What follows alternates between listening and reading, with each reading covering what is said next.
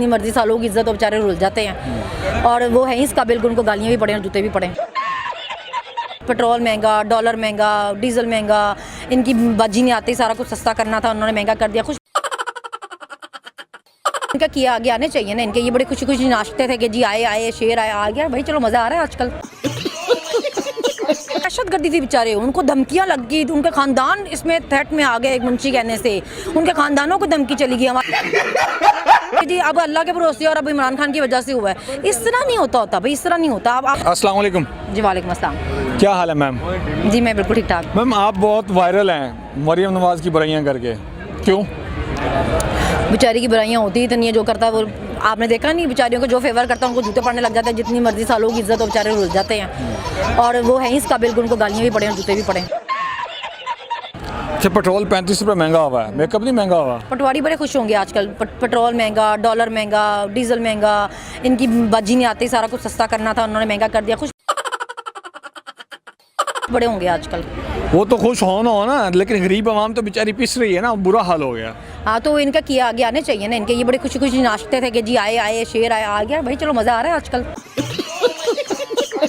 वो तो कह रहे हैं कि खान साहब जो करके गए हैं उसी का अब भुगत रही है आवाम। क्या करके गए हैं? ये कहते थे खान साहब मुआहदे करके गए हैं IMF के साथ। IMF के साथ तो आज तक मुआहदा नहीं हुआ। आज तक आप उनके तरले मिन्नतें कर रहे हैं कि हमसे मुआहदा करो, तो खान साहब कौन सा मुआहदा करके गए हुए थे? अच्छा, अगर मैं आपको मुंशी बोलूँ तो कैसा लगेगा? मुंशी तो आप बोले ना जब मैं मुंशी हूँ। अच्छा, तो ये मुंशी पे एक पॉलिटिशियन को, एक जर्नलिस्ट को, एक लॉयर को उठा लिया, ये क्या बात हुई?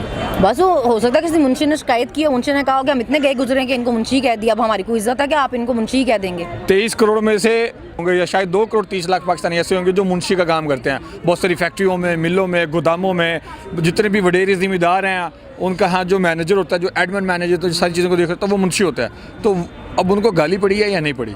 वो मसला ये कि आजकल बेचारे इतने डरे हुए हैं ना, उनको कुछ भी कहो तो वो कहते हैं मैं गाली निकाली है। उनसे कुछ भी करो वो कहते हैं जी, उनसे कोई सवाल करो वो कहते हैं वो गद्दारी कर दी, गद्दारी कर दी, गद्दारी का पर्चा करो।